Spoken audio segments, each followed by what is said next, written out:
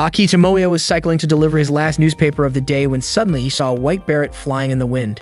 He quickly pedaled to chase after it, and when he finally caught it, he looked back to see who owned it. There stood a beautiful young woman gazing at him. And with that, his fate in this spring season began. The alarm in Tomoya's room rang, prompting him to get up and prepare to head out, but not before he greeted the anime poster on his wall. He set off to deliver newspapers early in the morning, greeting his neighbor who subscribed to the paper. His neighbor asked if Tomoya was now a paperboy and what had happened to his previous job.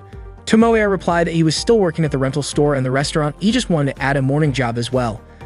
The neighbor praised Tomoya for being so diligent and asked if it was difficult for him to balance work with school. Tomoya admitted he could manage it, especially since he had a big goal he was working toward. Wasting time wasn't an option, so he bid farewell and went on his way. His neighbor wondered what anime Tomoya was currently obsessed with. This morning marked the first day of the new school year at Toyobasaki Private Academy. Sawamura Spencer Ariri was looking at the announcement board of the class lists. All her friends greeted her. This year, Ariri was in Class 2G with Kyo Isumaki and Azusa Satomi, and she was glad to be in the same class as them. Suddenly, she noticed a girl arriving, staring at her even as she passed through the school gate. Tomoya was in Class 2B this year, and he was once again in the same class as Kamibu Yoshihiko. Yoshihiko greeted him, but Tomoya asked him not to bother him because he was busy. Yoshihiko guessed that Tomoya must be compiling info on winter anime or reviewing the light novel released last March. However, it turned out Tomoya had already completed that. He had summarized the anime within 24 hours of the final episode airing, reviewed the novel 3 days after its release, and had even completed the game review. Tomoya's mission was to provide helpful news without spoilers, allowing his readers to enjoy it fully. Yoshihiko called Tomoya a unique kind of blogger and asked what he was working on now. Tomoya explained that he had an important mission, a masterpiece project that would be the beginning of an otaku's life. Just then, Yoshihiko froze, staring out the classroom window and urged Tomoya to look too. Tomoya was annoyed by Yoshihiko's sudden distraction just after he'd answered his question. But Yoshihiko was watching Ariri. She was a half-Japanese, wealthy girl whose father was a British diplomat. What's more, she was the star of the art club, and her artwork had even been accepted for the city art exhibition right after she enrolled here. Tomoya asked why Yoshihiko was so interested in her, and Yoshihiko said Ariri looked even more charming this year. Tomoya asked if Yoshihiko still liked three-dimensional girls, especially when Tomoya himself had already committed to two-dimensional girls. But Yoshihiko pointed out that Ariri was every bit a moe heroine with her pale skin, blonde twin tails, and knee socks, the ideal dream girl from any two-dimensional game. Tomoya replied that three-dimensional girls were just too much trouble. Yoshihiko suggested they go to the opening ceremony together, but Tomoya told him to go ahead. He'd catch up later. Ariri went to her locker and opened it to get her comic, only to hear Tomoya call her careless, saying she usually did miss limited editions. Tomoya informed her that online stores had long since stopped taking orders and that he had pre-ordered from every store that offered exclusive products. Ariri reminded Tomoya not to talk to her at school. Tomoya responded by asking if that was any way to treat the guy who had carried 5 boxes, each weighing 1.8 kilograms, around Akihabara on release day for her. Ariri replied that she'd already given him a bonus poster and said it should be Tomoya thanking her. Then she asked why he was in Class G when he was actually a Class B student. Tomoya was surprised she knew his class placement, considering it had just been announced today. Embarrassed, Ariri said she'd leave if Tomoya didn't have any other business with her. Tomoya called out to her, saying he wanted to talk about something important. However, the opening ceremony was about to start, so Ariri reminded him of that. Tomoya insisted it would be better to say it now, practically begging her to listen. He started telling her about his project plan. Curious, Ariri asked why someone like Tomoya would have such a ridiculous and painful idea. Tomoya was thrilled. She asked and explained that a week ago, he'd experienced a life-changing moment. He described feeling something in his hands that he could only call destiny or maybe even a miracle. He said it felt like a scene from a shoujo manga, a romantic anime, a moe light novel, or the prologue of a dating sim. However, Ariri replied that she had seen that kind of thing a million times and was already tired of it. Tomoya explained that this formula for success worked well and was popular, so he wanted to pour his feelings into it. Ariri asked if Tomoya wanted to make a game that told the story of his encounter with this girl. Tomoya said that when he saw the girl, he could already envision the text and music, almost like it was playing in his head. That was when he realized the only way to tell the story was through a game.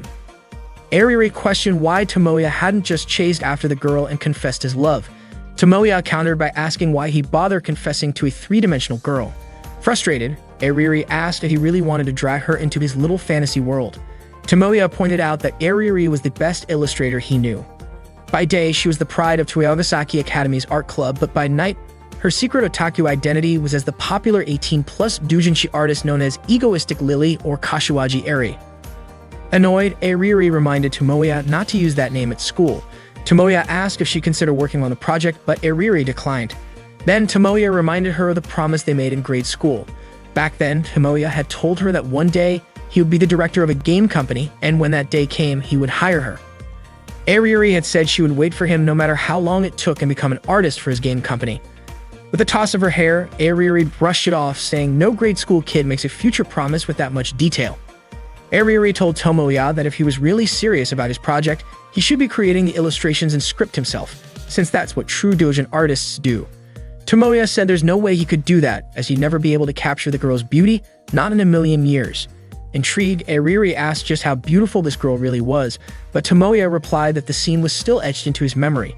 He described her in a white dress and beret, standing on a hill, surrounded by cherry blossom petals blowing in the wind. Ariri pointed out that Tomoya's words didn't give any details about her face. She was sure he couldn't even remember what the girl looked like. Tomoya replied that his feelings weren't about capturing some perfect image. He said he didn't want to lessen her beauty with his attempts. He needed Ariri's illustration skills for that. Frustrated, Ariri tore up Tomoya's project proposal, saying that his thinking was shallow. Tomoya was stunned that a doujinshi artist would say something like that. Ariri argued that if this was supposed to be his grand project and he'd forgotten such a key element, then it was obvious he wasn't serious about it. She called him a fake producer, just looking to take advantage and enjoy the results without real dedication. Tomoya insisted he wasn't half-hearted, he was passionate, filled with ideas, and driven to bring this project to life. Ariri, unimpressed, questioned whether all his ideas fit on a single piece of paper. She suggested it was probably just a simple plot about a boy meeting a mysterious girl, getting close to her, kissing, and then ending it.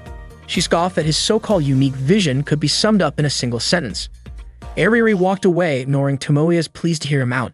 He told her he'd be waiting in the AV lab after school, but Ariri replied it was far too late for him to convince her now.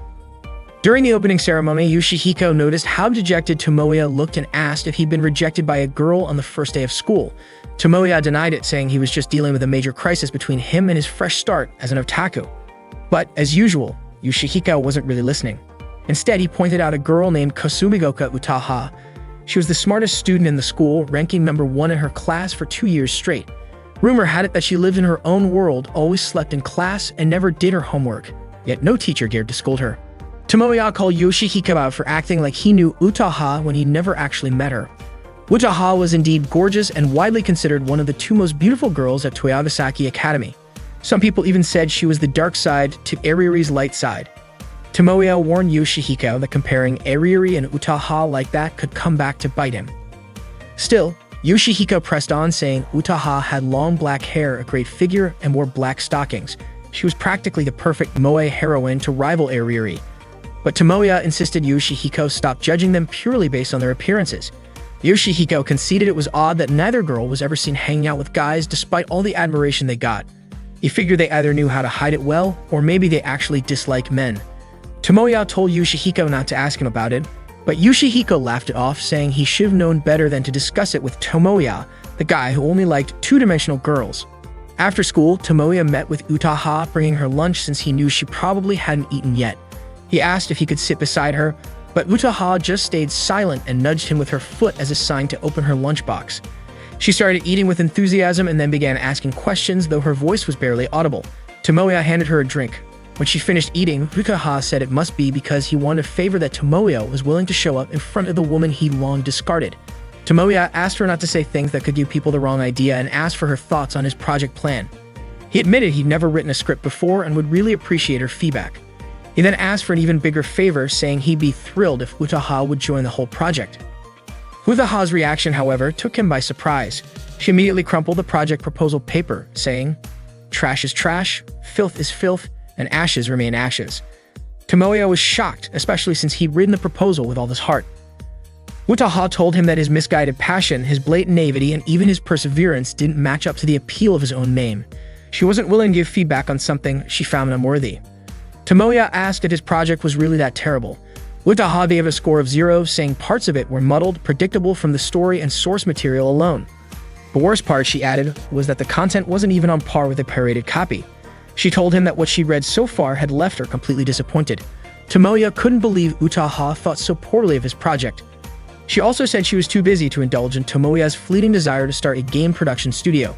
Tomoya insisted it wasn't just a whim. He'd always wanted to make games. He wanted to match, even in some small way, the game creators he admired. He reminded her that Utaha had once suggested that he might or might not have what it took to be a game creator. Utaha didn't remember ever saying that and accused him of trying to change the subject with some underhanded flattery.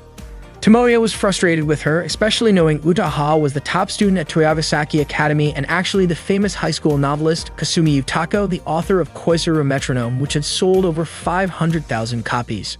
Utaha said that since Tomoya knew who she really was, he should know she was very busy. Tomoya mentioned he knew she recently started a new series and congratulated her on it. She thanked him and started to walk away. Tomoya kept pleading, asking Utaha to meet him in the AV lab after school. Utaha, however, couldn't help but regret that he was only asking for her help now. Tomoya continued working on his project proposal, then headed out to meet Ariuri and Utaha.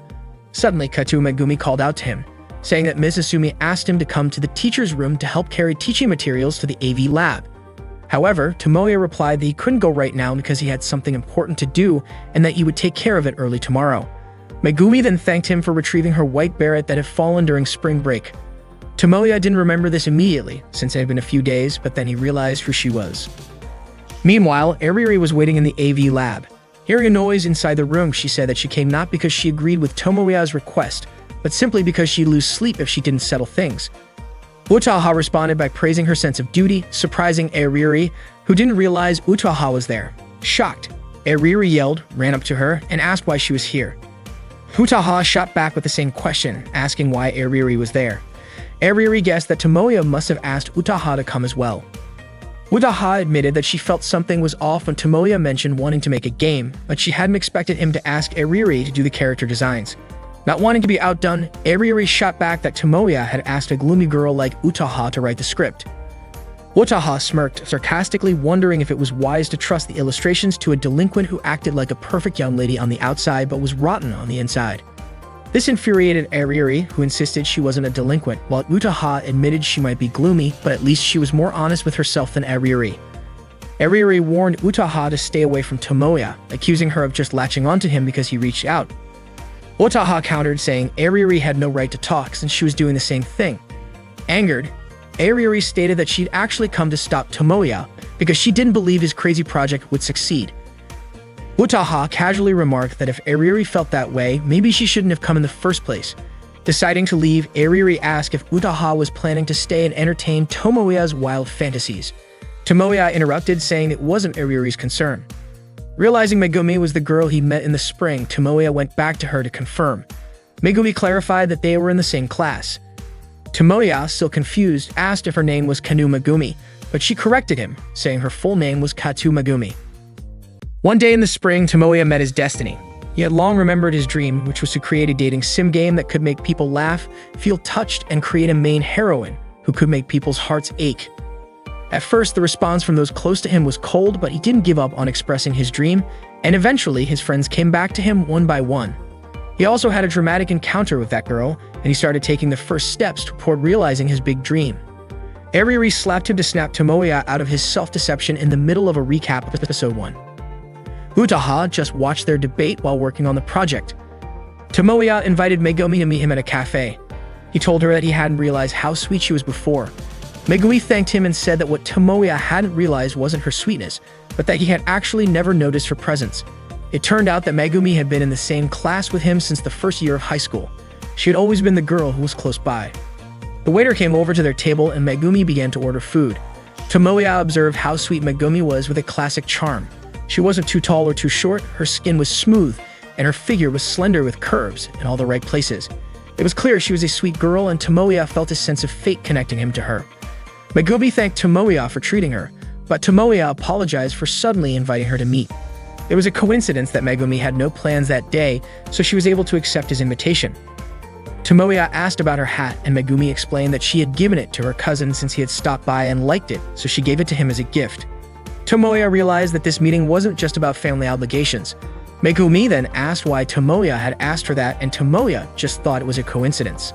However, Megumi said that if Tomoya noticed her, just like how he noticed him, then it wasn't a coincidence. Tomoya complimented Megumi's good memory, saying she could remember such an insignificant otaku. Megumi told him that even though Tomoya was an otaku, he shouldn't consider himself unimportant. Tomoya believed he had no appeal at all. Megumi then pointed out that Tomoya was one of the 3 popular kids at school. He was known for donating light novels to the library, organizing anime screenings during the school festival, and no one at school didn't know Aki Tomoya. Tomoya still didn't believe it because the otaku population had sharply increased, and they were still looked down upon by society. Megumi then said she was the opposite of Tomoya, that she was truly boring. Her grades weren't that great, she wasn't in any clubs, and she had never served in any class leadership positions. Megumi also admitted that she didn't have many friends, but she wasn't interested in making new ones. That's why she wasn't surprised that Tomoya didn't remember her. Tomoya said that was wrong. Megumi wasn't boring, and he asked her not to think of herself that way. He also told her to stop feeling discouraged because of misunderstandings. Tomoya could guarantee that Megumi wasn't boring, it was just that her character was more neutral, not very flashy. In other words, Megumi wasn't perfect yet, which was why she didn't stand out. Tomoya said all of this loudly, drawing the attention of the other cafe patrons. Megumi asked to interrupt his words, asking if that wasn't worse than boring. Tomoya asked her not to underestimate the boring character type because not many characters develop in a way that stays true to themselves. For example, a character with twin braids, glasses, and freckles. If Megumi combined those boring traits, she would become more charming and grab people's attention because that character would be very clear. Tomoya then asked if Megumi had any unique traits that would make her unforgettable when someone looked at her, and the answer was obviously no. Tomoya emphasized once again that Megumi was sweet from the beginning and her character didn't match up at all, and there was something that needed to be done about her personality flaws. Megumi interrupted again, asking if her personality flaws were a problem for Tomoya.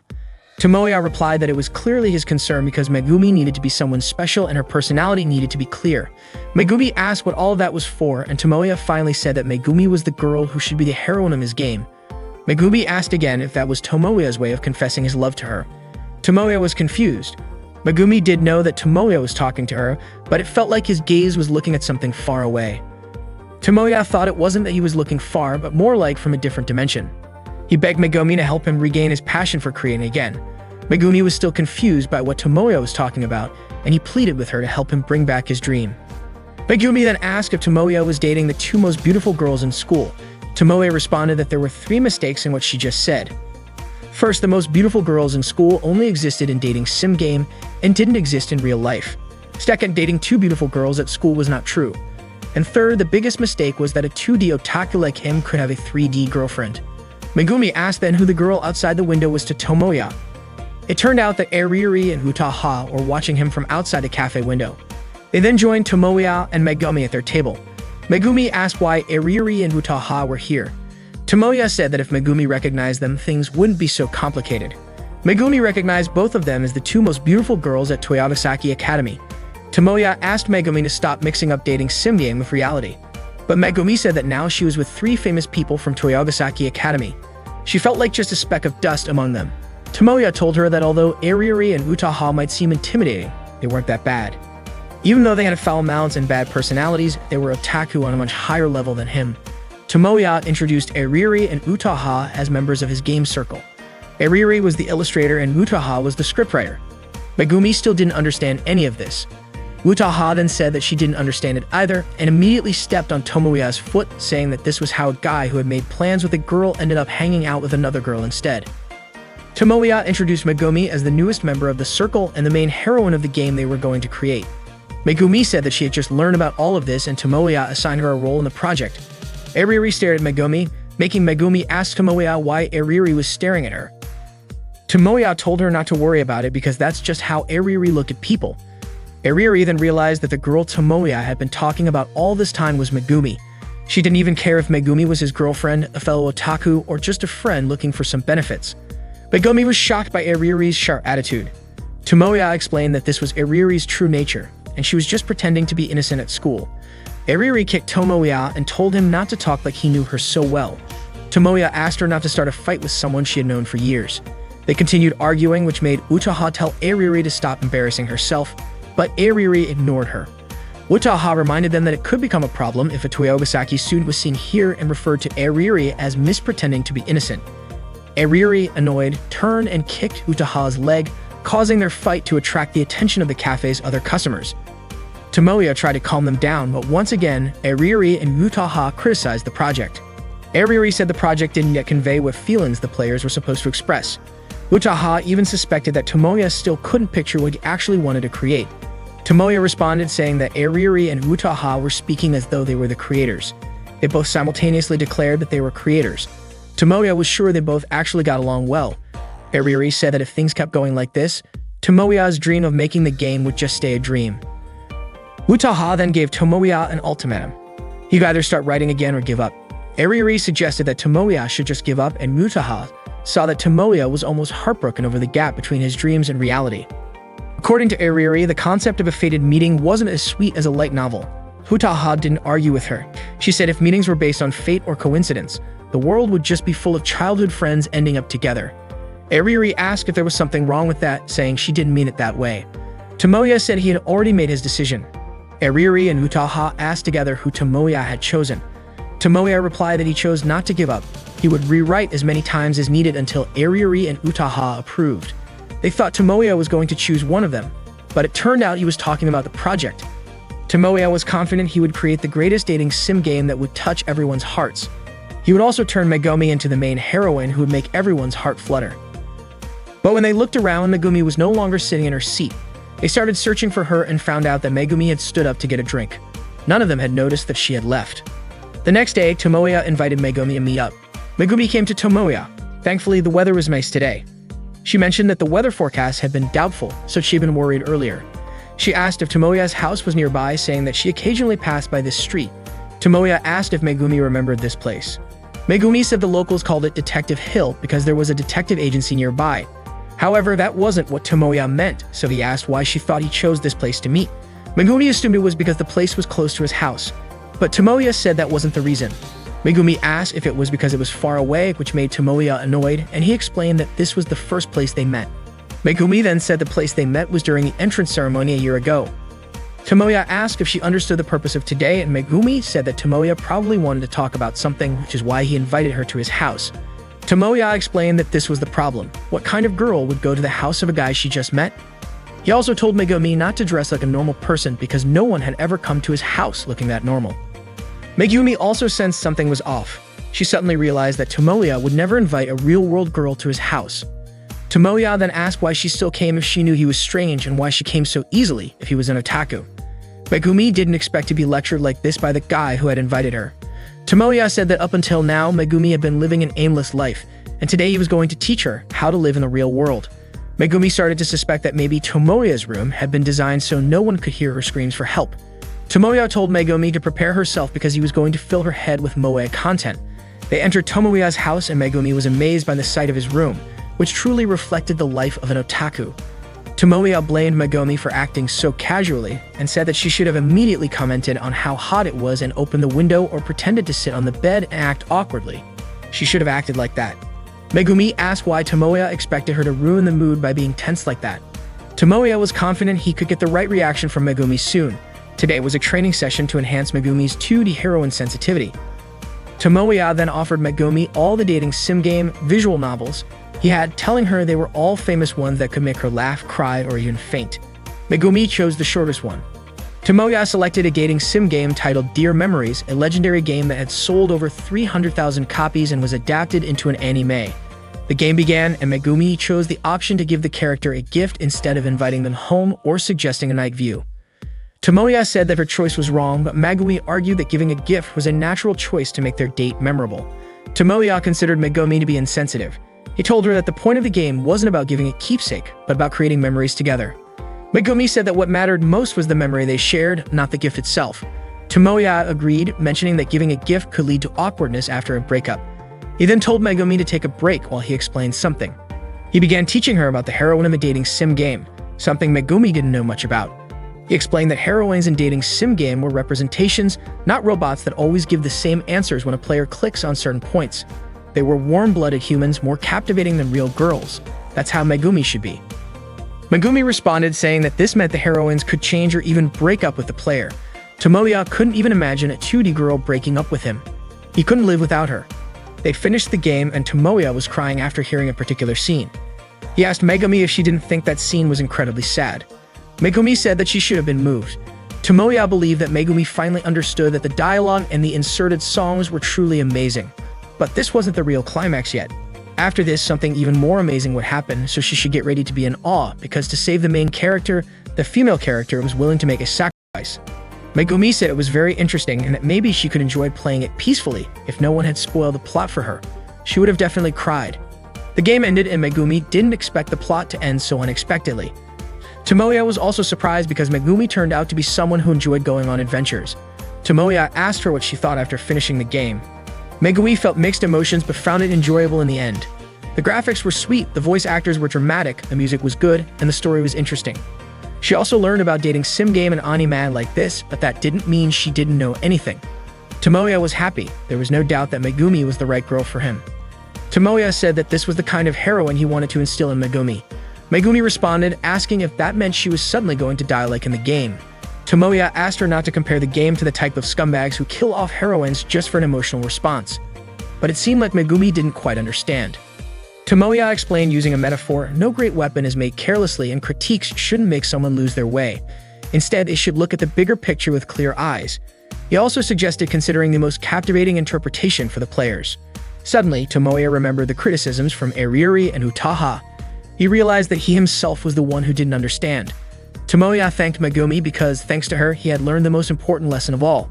After that, Megumi said her goodbyes to head home. But Tomoya told her that there was a sequel to the game. And this was the beginning of the story, the birth and rise of it. He wouldn't spoil the plot and quickly set up the game again. However, Megumi said it was probably already midnight and the game wouldn't be finished by then.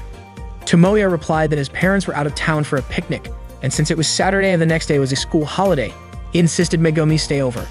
He begged her to stay and help him become a true man. Megumi was, of course, shocked. She said she called her parents to let them know she'd be home late. Tomoya asked if Megumi was sure because in this situation, he wouldn't dare take responsibility if anything happened. Megumi replied, asking if they were going to stay up all night playing the game. Tomoya called Megumi, telling her that Eriri and Utaha hadn't agreed to his project yet. He realized that becoming a creator was much harder than he thought. Megumi asked when the next deadline was, and Tomoya said it was the end of Golden Week. That would be his last chance. The long holiday started today, but even so, time was of the essence. Tomoya needed to focus on the game from this point onward. Megumi mentioned that there would be a proficiency test in the first week, but Tomoya asked her to forget about it for now. They needed to discuss the project. They had to get Eriri and Utaha involved and create the best dating sim game ever. Unfortunately, Megumi couldn't come because she was on vacation in Hokkaido with her family until the end of Golden Week. Tomoya motivated himself to start the project right away while he still had 4 days left before the deadline. He banned himself from watching anime, playing games, or reading light novels. He even put tape over his anime shelf to prevent himself from being tempted. However, he couldn't resist. He initially planned to read just one book to give himself a boost, but ended up reading several books and fell asleep. His attempt to stay focused had backfired. He decided to step out for a drink. Suddenly, he heard a voice asking for cola. He went to the fridge and grabbed 2 drinks, only to realize someone was in his room. He quickly went back to his room with the drinks, shocked to see Eriri there. Eriri told him to put the drinks down in a safe spot because she was afraid of spilling them on her sketch. Tomoya felt his schedule was ruined because Eriri had just barged into his room. Eriri had rung the bell earlier but got no response. It had been a few years since Eriri last visited, as they hadn't spoken to each other in years. Tomoya asked why she had come, and it turned out she wanted to work on her drawing for an event this weekend. Tomoya yelled, warning her not to visit a guy's house to work on inappropriate drawings. But what could she do? She had a deadline this month and couldn't draw at home because her father was hosting a garden party with many guests. Eriri couldn't just lock herself in her room, especially since even the foreign minister was at the party. Tomoya asked if her appearance at home was meant to seem disconnected from the girl he knew. They both went back to their work. Eriri then asked about the progress on Tomoya's project. Tomoya said he still had 3 days left and plenty of time to work on it. Eriri concluded that there hadn't been any progress, because when a creator starts using the number of days left as an excuse, it's clear they're behind schedule. This hit Tomoya hard and made him feel even more down. Eriri told him to just give up, saying that creating a game was too difficult for him. Tomoya replied that they still didn't know the outcome, especially since they had made many things together in the past that turned out bad.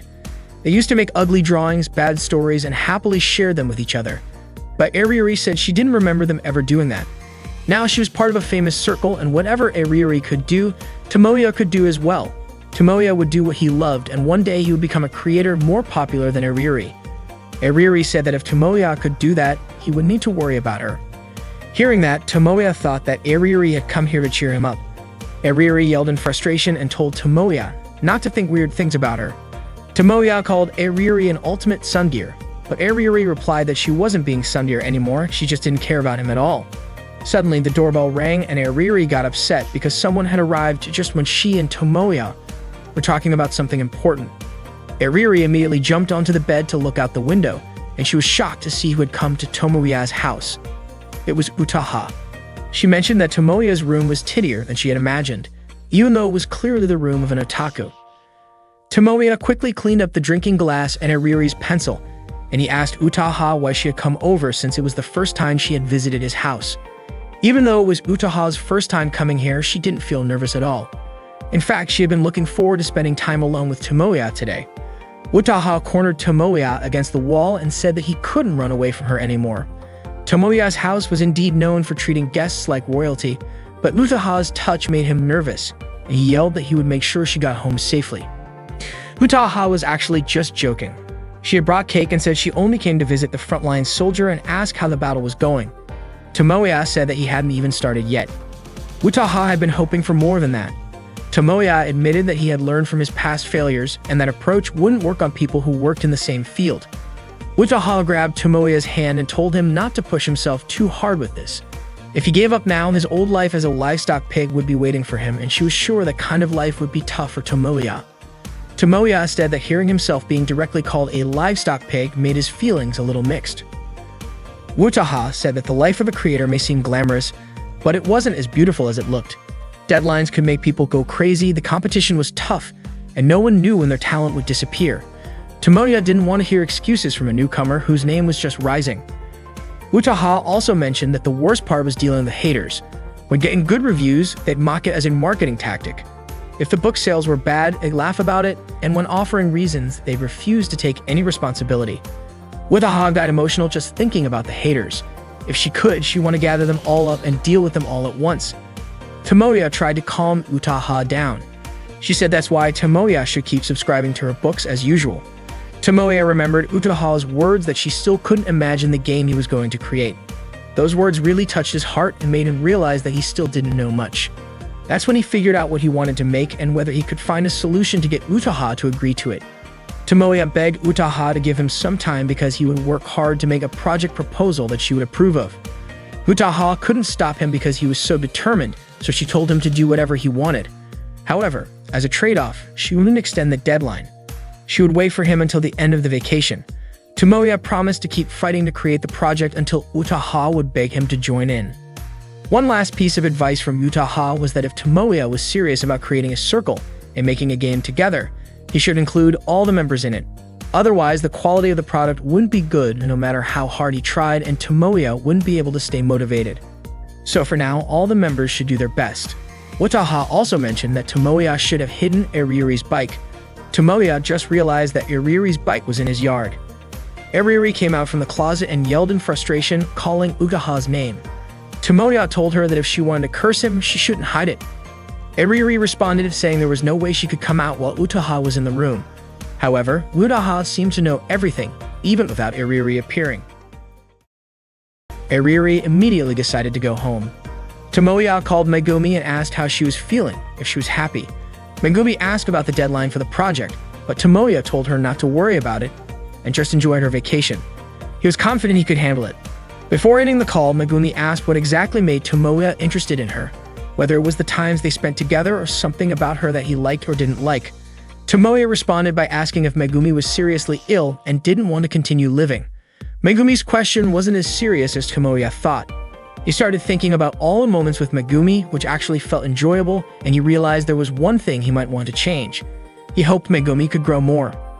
Megumi then asked if Tomoya wanted her to become a harsher person. Tomoya clarified that he didn't mean that. Iriri and Utaha were the harsh ones in his life. Megumi then wondered why Iriri and Utaha were so different, and said she would think about it herself before hanging up the phone. Tomoya began thinking about creating a proposal, but once again, he ended up reading a book, browsing a light novel blog, and eventually falling asleep. Once again, he had wasted time. That night, he realized an entire day had passed without him accomplishing anything. He quickly started packing up all his anime books, tapes, and games from his shelf. He still had 2 days left, but it felt like today had been wasted as well. His mind started to feel like it had hit a dead end. He felt like he had no talent at all. He then went to the place where he had met Megumi, only to find that it was just an ordinary hill. He had come here hoping for some inspiration or an idea to come to him, but even now, he couldn't see anything. No cherry blossoms in the air, no heroine in a one-piece dress standing at the top of the hill. Tomoya started wondering if maybe his dream was coming to an end. His dream had started here, but could it really end here? Suddenly, Megumi threw her hat in front of Tomoya, and cherry blossoms started blowing through the air. She said it had been a long time since they last met. Tomoya called out Megumi's name, and Megumi remarked that it was unlike him to recognize her. Megumi walked toward him and picked up her hat. Tomoya asked what she was actually doing. Megumi put the hat on and called Tomoya by his real name. She then asked if the kind of meeting Tomoya was hoping for was something like this, whether in an anime, a game, or a light novel. She also asked if this was how the girl Tomoya's dreams would talk, behave, and fall in love. She questioned whether she passed the test, asking if she could be the heroine of the story Tomoya was trying to create and if she could help him. Tomoya felt nervous and asked if Megumi wasn't supposed to be in Hokkaido right now. She replied that she had come back early, actually 3 days ago. She didn't expect the deadline to fall on the last day of the long holiday, so she decided not to go. Tomoya was surprised that Megumi would miss her family vacation for something so trivial. Megumi explained that if she didn't help him, Tomoya would keep nagging her. Tomoya felt bad and suggested that Megumi could have stopped by after her trip. But Megumi thought she wouldn't be of much use at a meeting. She had returned because she wanted to join the circle's activities to stay motivated. It wasn't just her. Ariuri and Utaha had been a big help too. Ariuri had even redesigned a dress, making it as close to Tomoya's taste as possible, with a more mini, shy, and 2D concept. It turned out that it wasn't just Tomoya's taste, but the dream of every moe otaku. The way she spoke and acted was directly taken from Ugaha's script. Acting really needed to be precise. Tomoya praised Megumi for being able to withstand the training, even though Utaha had once written scripts for the drama club and had expelled 3 club members. But according to Megumi, she still found it fun to be trained by Utaha. Maybe she could even get along with Ariuri and Utaha, as well as the rest of the circle. Tomoya didn't expect Megumi to be willing to do this, and he also believed in her dream, which might not be real or might just be a coincidence. Honestly, Megumi didn't fully understand what Tomoya wanted to do, but she believed he was truly serious about pursuing his dream. Megumi encouraged Tomoya to make her the happy heroine who would make everyone envious. Tomoya promised to make Megumi a heroine who would make everyone's heart race. Megumi blushed when Tomoya said that. Tomoya then said they should also make sure to get Ariuri and Utaha involved to create the greatest dating sim game. Tomoya took Megumi's hand and led her with him. The meeting had to be held right away since the deadline was the next day.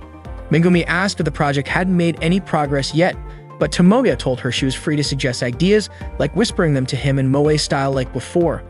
Megumi mentioned that she had school tomorrow, but Tomoya reassured her, saying that he'd let her leave at 7 a.m. Megumi then bargained, saying she could leave at 6 a.m. and Tomoya agreed.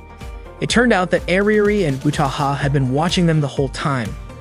Utaha remarked that it seemed like she and Ariuri had gotten dragged into this issue. Ariuri said that her project proposal wasn't finished yet and she wasn't sure if it would be done by tomorrow. Utaha joked that it seemed like the sudden main heroine had appeared and the battle was over. Ariuri looked upset seeing Tomoya and Megumi walking together, which made Utaha ask if seeing that bothered Ariuri why she was helping Megumi at all. Ariuri said that she didn't care at all and could even say it had nothing to do with her. Utaha warned Ariuri that if she didn't handle her stubbornness soon, she might regret it one day. Ariuri stubbornly replied that she didn't believe she could ever work with someone like Utaha. Utaha responded that she was really looking forward to working with Ariuri. Ariuri remained stubborn, saying she didn't want to work with a writer like Utaha. Suddenly, Megumi turned around and waved at them, but Ariuri just stuck her tongue out at her. Today, Utaha's manager Machida Sonoko called her to let her know there was an interview scheduled for tomorrow. Utaha agreed to do the interview, saying she had made progress on the storyline for her new book. Sonoko, however, questioned whether Utaha's words could be trusted. Utaha then asked if she had ever lied to her. Sonoko admitted that while Utaha had never lied about her books, when it came to deadlines, Utaha lied nearly every time.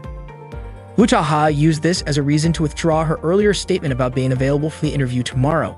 She said she wouldn't be able to make it. Sonoko pleaded with Utaha, explaining that the exclusive interview about Kasumi Utaku's Utaha's pen name latest book would be featured in several pages of the upcoming issue of a magazine, and it had already been announced in the previous issue. However, Utaha remained firm, saying she worked on paper, not in front of others. Sonoko understood, even though she had already made arrangements and thought Utaha would be pleased. Then Sonoko said something that shocked Utaha so much that she accidentally bumped her foot into a chair.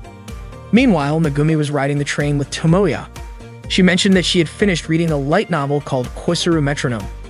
Tomoya was surprised and asked her what she thought about it.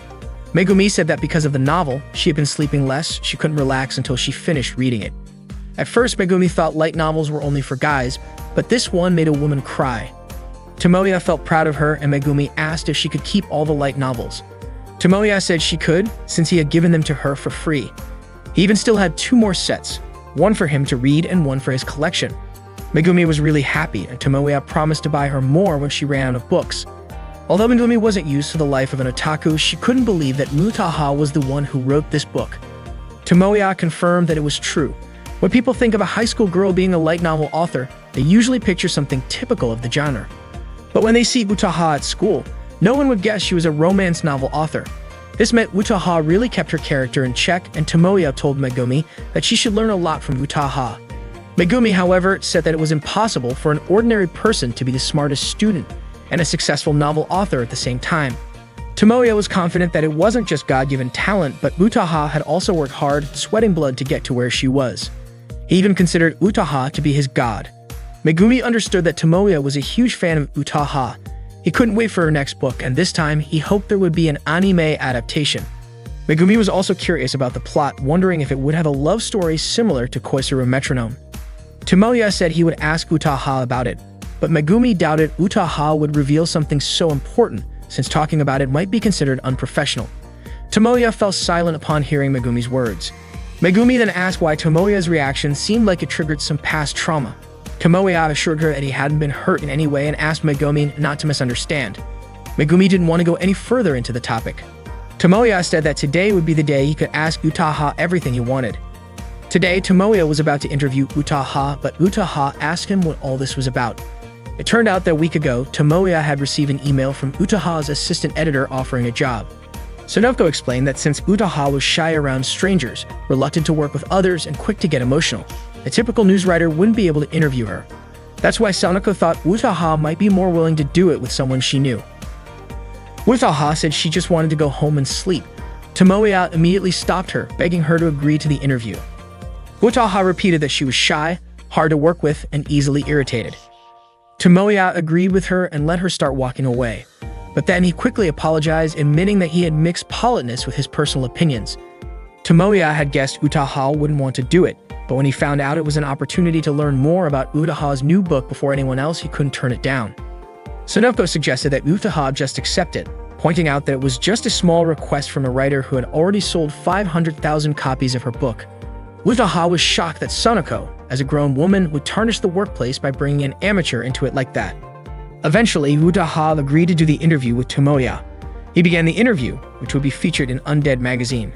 Regarding her new book series, Tomoya asked if this new series would be similar to Koisaru Metronome, which was set in Wago City.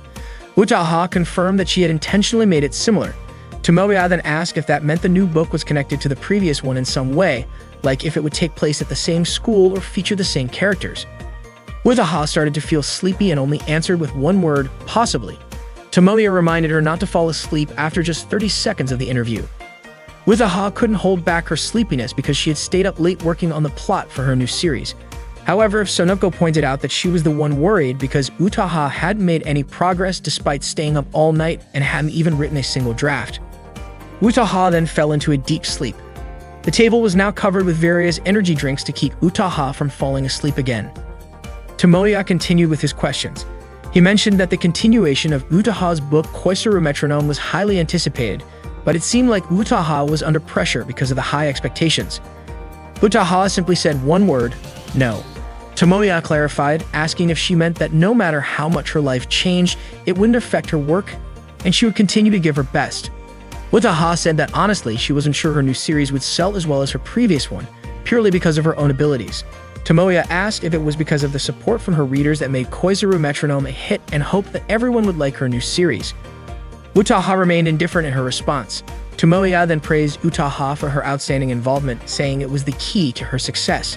However, Utaha responded that it was because of Tomoya that Koizuru Metronome sold so well. Tomoya insisted that his actions didn't have much of an impact. Sonoko, however, pointed out that Utaha's statement was half true because there had been a significant boost in sales after the book was featured on Tomoya's site. They had originally planned to summarize the book in volumes 2 or 3, and it had never even been posted, let alone reprinted. Honestly, the book wouldn't have appeared at all if it weren't for the hardcore fans of Fantastic Bunko. Tomoya quickly asked them not to reveal such details, adding that the publisher was at fault for not doing their job properly. Utaha agreed, especially since Fushikoa Shoten was indifferent to newcomers. Sonoko confirmed this, saying their sales department was completely unenthusiastic. Tomoya was feeling confused about what he would write for the interview results. He was also getting exhausted from conducting it and suggested speeding things up. Utaha, noticing how long they had been there, remarked that the interview didn't seem to have much substance.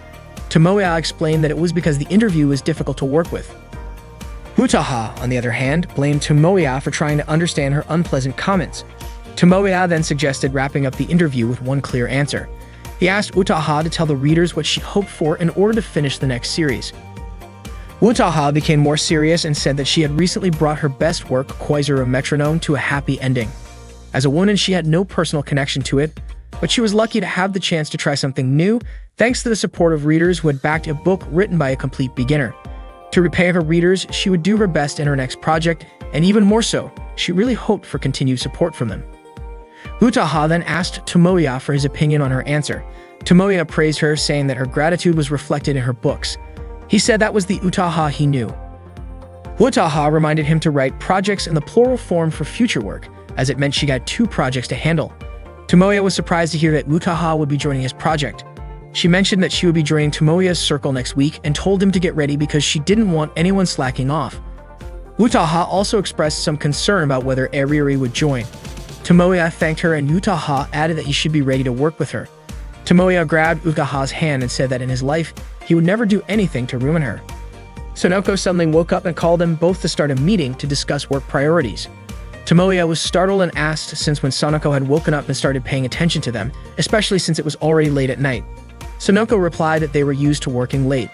Tomoya then realized how tough life in publishing could be. Meanwhile, Eriri was standing in front of the AV lab. She said to herself that she had already decided whether she would join or not, but she knew Tomoya couldn't do it alone and thought maybe she could lend him a little help. Suddenly, Utaha spoke up. Eriri was surprised to see Utaha there as well. Tomoya told her she was late, even though they had already started earlier.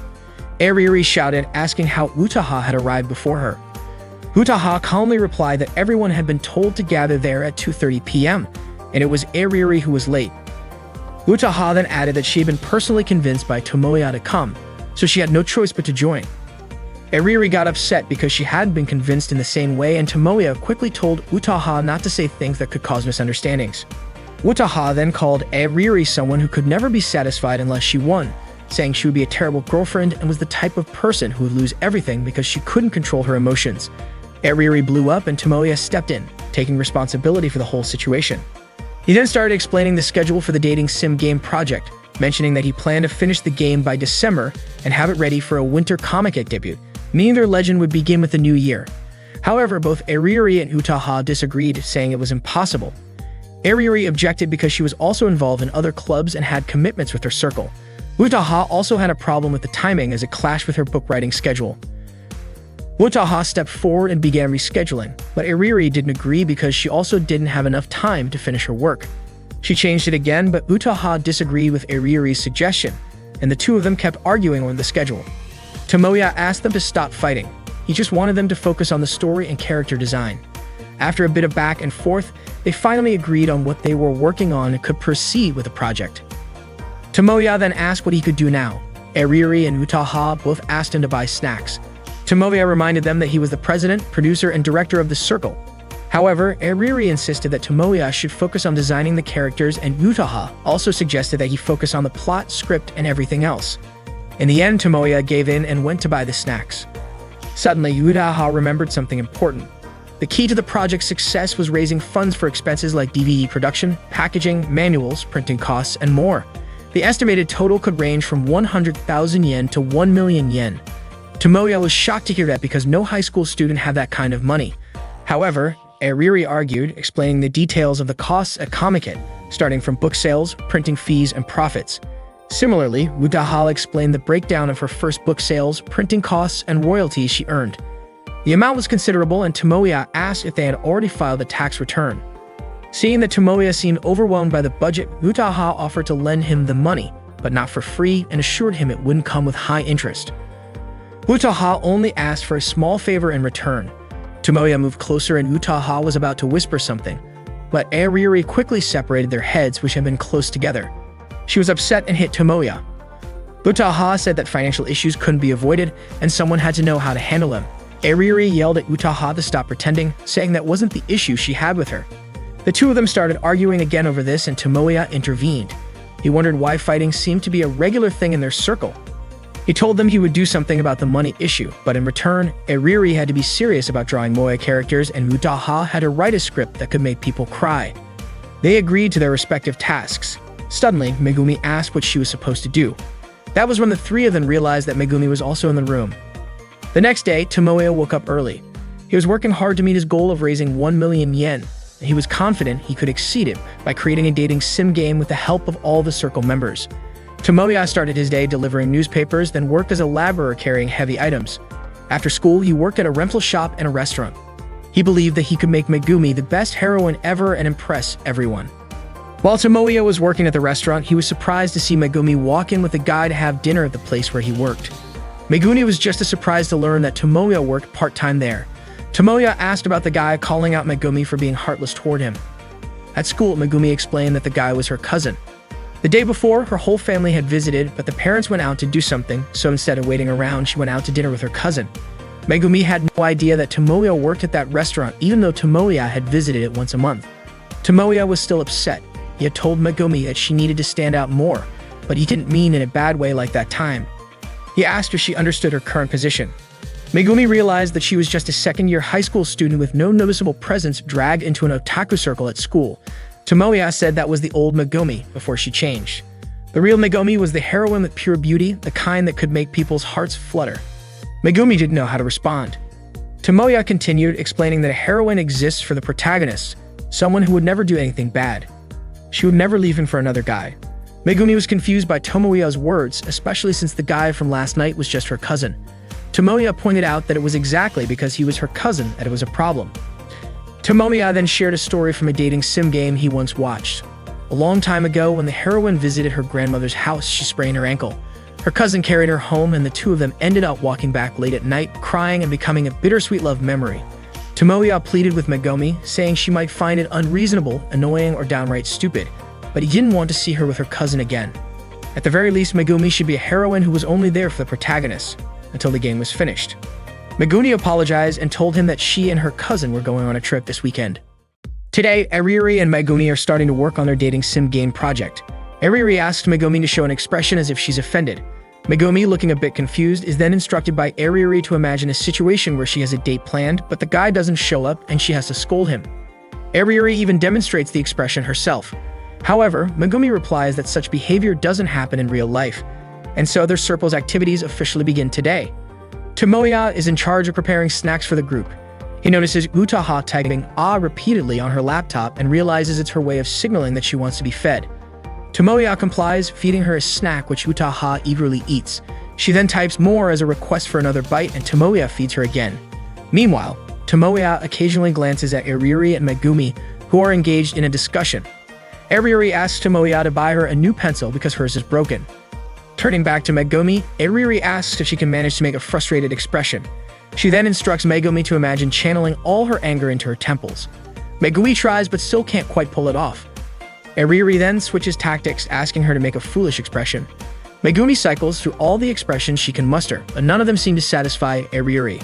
Frustrated, Ariri complains that Megumi isn't able to express any emotions typical of manga characters, and she's at a loss for how to handle it. Megumi, equally unsure, suggests that she wants to learn how to improve on her own. She stands up, walking around while reciting lines that Ariri had demonstrated earlier. Ariuri admits she's never faced a challenge this difficult before. She muses that if Megumi truly can emote, they could just make her play a character like Ayanami Rie. But Megumi's personality is too soft and half-hearted for that kind of role. Tomoya agrees, pointing out that Megumi's expressions are so subtle that her neutral face is her most distinctive feature. Ariuri is almost ready to give up, lamenting that she's never encountered someone so difficult to work with.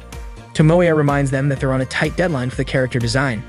Ariuri asks if they should have a meeting at Tomoya's house this weekend to get everything finalized. Suddenly, Tomoya asks Ariuri if she's ever been on a date. The question takes Ariuri by surprise. She presses her pencil so hard against the paper that it scratches deeply, startling Otaha into dropping her laptop. Ariuri yells so loudly that Tomoya wonders if his question was too serious. Ariuri scolds him, saying that hearing a question like that from an otaku like Tomoya could give someone a heart attack. She sarcastically asks if Tomoya is trying to ask her out. Unfortunately for Ariuri, that's not what Tomoya meant at all. He explains that it's just a gaming strategy exercise, imagining scenarios like reluctantly accompanying someone to the mall to shop for clothes or other girly items. He asks if such outings count as dates. Ariuri declares that she wouldn't go in the first place because malls are too crowded. She adds that if she needs clothes, she can just order them online or have a coordinator bring them over. Tomoya tells her to drop her spoiled, ikikomori rich girl attitude and presses her to think about what she'd do in such a situation.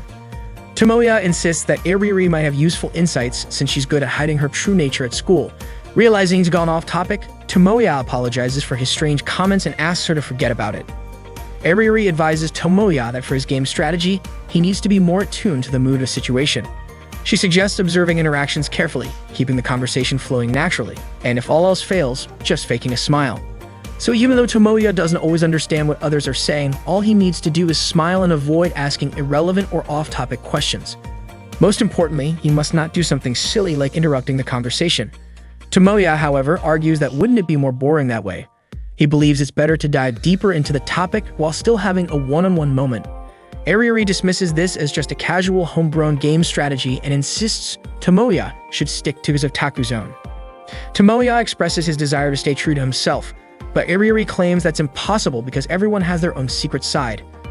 Tomoya counters by asking if Megumi isn't an exception, since she isn't an otaku, but still mingles comfortably with them while staying true to herself.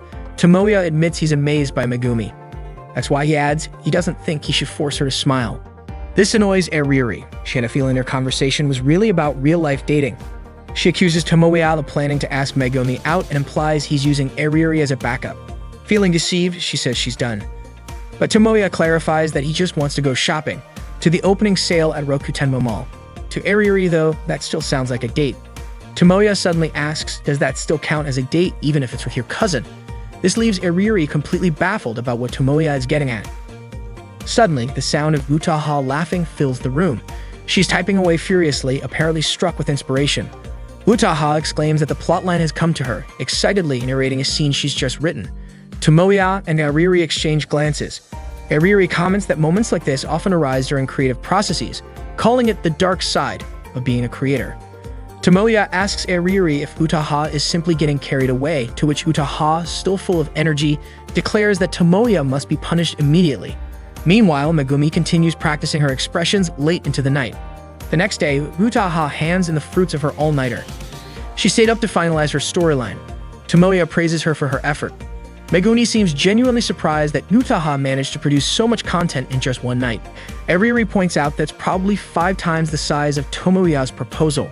Tomoya admits Ariuri's jab stings, but he can't deny that Utaha is amazing for pulling it off. Utaha, however, requests that Tomoya read it first before giving his opinion, then says she wants to take a nap. Without another word, she falls asleep on the bench. Tomoya begins reading her script aloud. It starts with the protagonist Azumi Seiji, whose family is forced to move to the outskirts of town because of his parents' work. He transfers to a new school, and on a hill covered in falling cherry blossoms, he has a fateful encounter with a girl. Megumi asks who will design the protagonist. Ariuri answers that she'll base his face on the most handsome man she can imagine. Tomoya continues reading. The next day, Seiji meets the same girl again, and it turns out they're in the same class. The girl's name is Kano Meguri. Slowly but surely, the distance between them closes until they confess their feelings to one another. Tomoya remarks that the character feels similar to Megumi, but with a bit more emotional pull. However, Meguri's personality starts to change. Her strange obsession with Seiji begins to surface, accompanied by subconscious fears and memories from before her birth. Concerned about her behavior, Seiji confronts Meguri and suddenly, she says something unexpected to him. Tomoya asked Megumi to read Meguri's dialogue. Megumi complied and began reading the scene, where it turned out Meguri called Seiji Big Brother. Tomoya continued narrating the story. Meguri started recalling her past life of forbidden love and a family tragedy. Each time Meguri remembered those memories, a series of events unfolded between her and Seiji. Eventually, a foe from their shared past emerged to stand between them. Tomoya suddenly yelled out because what happened next was absolutely crazy. Driven by their resolve to protect one another and defeat their enemy, the two lovers ended their sibling relationship. Megumi commented that siblings falling in love doesn't happen, but Tomoya argued that it absolutely does in the world of 2D. Eriri agreed with Tomoya and urged Megumi to take it more seriously. Tomoya continued reading. The fight finally ended, and the two broke the chains binding them to their past, embracing their forbidden love as they faced an uncertain future together. He then asked Megumi to read Meguri's lines again. Eriri remarked that even if they had a script, if the acting was half-hearted, it would still feel empty. Megumi apologized, admitting she wasn't used to 2D-style behavior. Wataha woke up and asked Tomoya what he thought about the storyline. Tomoya said it was genuinely interesting and felt completely different from her previous works. He praised the tension and shocking twists as truly remarkable. Eriri chimed in, pointing out that the heroine being a reincarnated younger sister and also a yandere wasn't too far off from Wataha's usual style, but she admitted it was decent. Megumi commented that the setting felt a bit rigid. Wataha responded by saying it seemed like no one had any real objections and asked if this could be considered the final concept. Eriri agreed, saying she needed to finalize the character designs, so it would be better if the plot was locked in. Tomoya acknowledged that the storyline was intriguing, but he needed more time to think about its ending. Eriri grew irritated, arguing that it should be good enough as it was, especially since everyone, including Tomoya, had already said it was interesting. But Tomoya disagreed. He admitted the story was engaging and exceptional, but said it still didn't feel satisfying to him. Eriri, now frustrated, claimed that subjective critiques like his wouldn't help anyone improve. Tomoya admitted he was at fault and wished he could explain himself better. Even so, he insisted that in its current state, he couldn't call it his work. This infuriated Eriri further, and she snapped, telling him he should just write it himself then. Wataha intervened, warning that if Eriri said things like that, the project would fall apart. There are things a director should never say to a creator and vice versa, and Eriri had crossed that line. Eriri, feeling even more irritated, asked who she was even doing all this for, but Wataha coolly replied that it was certainly not for her. Wataha then walked out. As she passed Tomoya, she remarked that once again he had given her an answer. Afterward, Megumi suggested postponing their plans to go to Rokutembo Mall, pointing out that Tomoya wasn't in the right mindset. She thought it would be better to go another day. However, Tomoya insisted they should still go on their date tomorrow, and it seemed Eriri overheard him from outside the room. The next day, Tomoya and Megumi went to Rokutembo Mall together. The mall was packed with people and the lines were long, but Megumi found the whole experience enjoyable. Tomoya, on the other hand, felt uneasy. Megumi asked him if the crowds were making him feel sick. Tomoya admitted he could handle it for now, but only because it wasn't a gathering of otaku under someone's command. Tomoya then asked if the overwhelming chaos didn't bother Megumi. She replied that whether it was normal or not, it was just casual chatter to her. Then the mall doors finally opened. Tomoya pushed his way through the crowd to enter. Once inside, they found a bench and sat down, both feeling utterly exhausted. Tomoya apologized, pointing out that they had queued since early morning only for him to suggest taking a break. However, Megumi was the one who apologized instead. Tomoya couldn't understand why people couldn't line up properly. He found it especially frustrating that the mall staff merely monitored the crowd from the front and back without trying to manage the chaos. Many shoppers cut in line without hesitation, and to top it off, the sheer number of couples in the crowd was overwhelming. Tomoya grumbled, clearly annoyed at all the normal people present. Megumi pointed out that technically, by being there together, she and Tomoya were also contributing to that number. Tomoya called this the baptism ritual of Rokutembo Mall. Megumi, not understanding what he meant, suggested it might be better to visit the mall a month after its opening. Tomoya disagreed, saying the situation would likely remain the same. He clarified that it wasn't the number of people present, but their attitudes. He compared it to Japan's largest queues, saying they weren't nearly this chaotic. There, no one would cut through corridors, take shortcuts on escalators, or push ahead in line. Everyone respected the system, and the enthusiasm of the participants ensured the event's success. Megumi deduced that he was referring to comic-related events. Tomoya corrected her, saying it wasn't just comic-related. It was the comic market, or Comic-It, held twice a year in the summer and winter. He explained it was Japan's and possibly the world's largest doujinshi sales event, drawing over 500,000 attendees. Yet Megumi still described it as comic-related, much to Tomoya's chagrin. Seeing Tomoya's passion light up as he spoke, Megumi remarked that he seemed to have recovered his energy. Tomoya retorted that he had never witnessed chaos like this at Comic-Con, even though it had 10 times the number of attendees.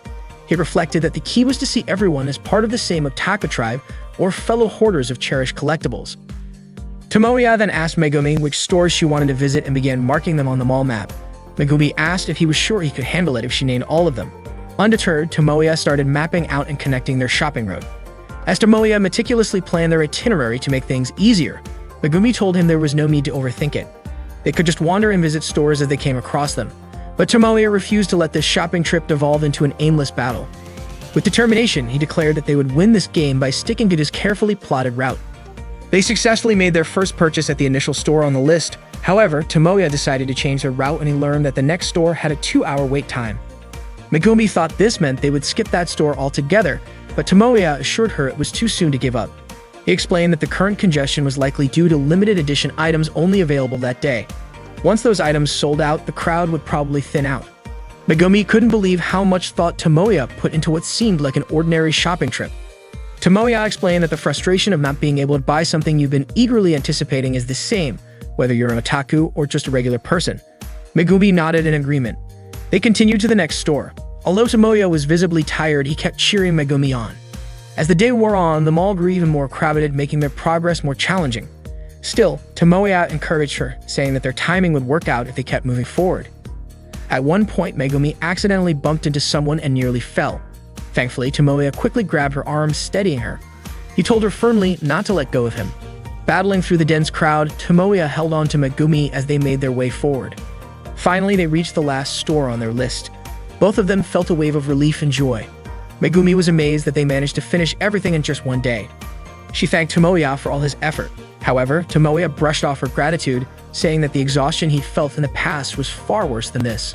Megumi suggested that Tomoya take a break, noticing how drained he looked.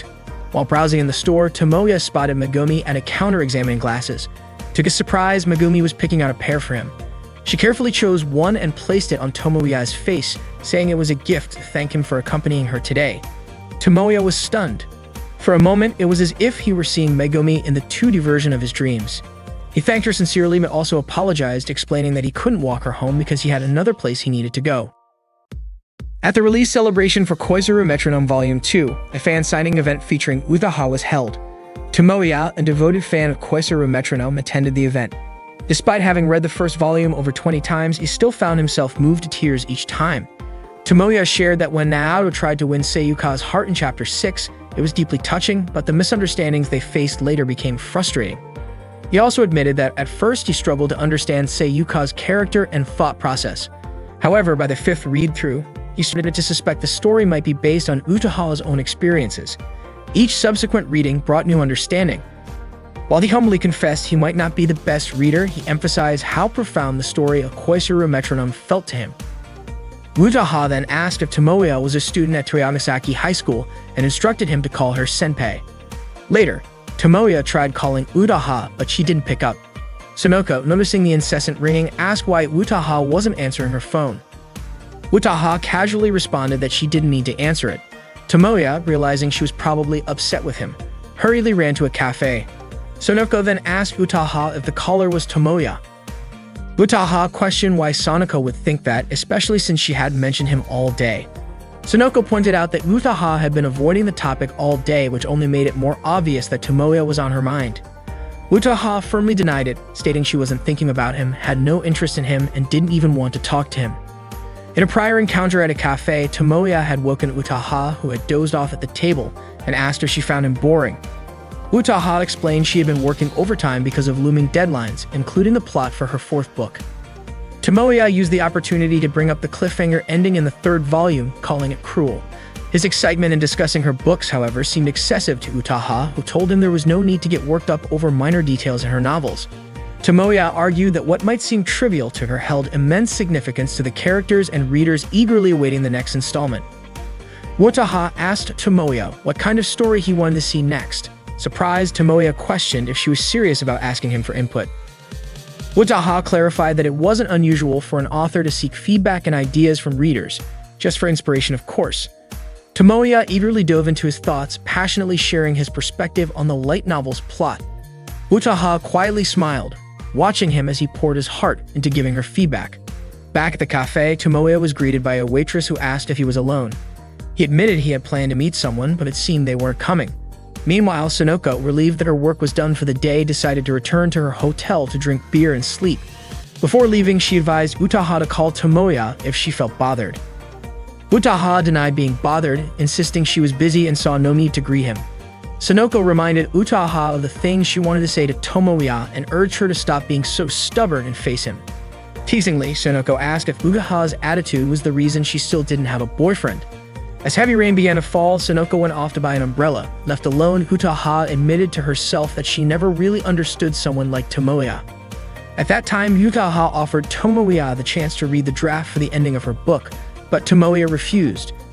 Utaha asked him why he didn't want to read it when he usually jumped at the opportunity to see her drafts first. Tomoya countered by asking why she wanted to show it exclusively to him, especially since it was her final book.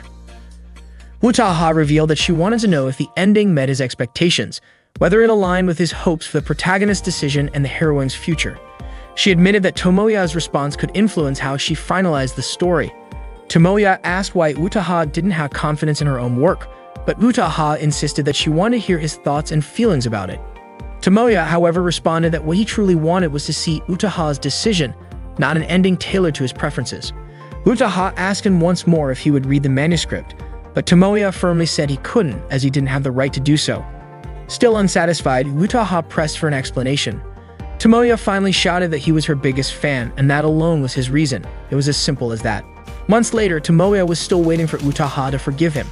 6 months had passed, and he wasn't sure when, or if, that day would come. The last train to Ikebukuro had arrived, but Tomoya suddenly decided not to board after hearing someone bid him goodbye. The voice sounded just like Utaha's farewell 6 months ago when he had escorted her home.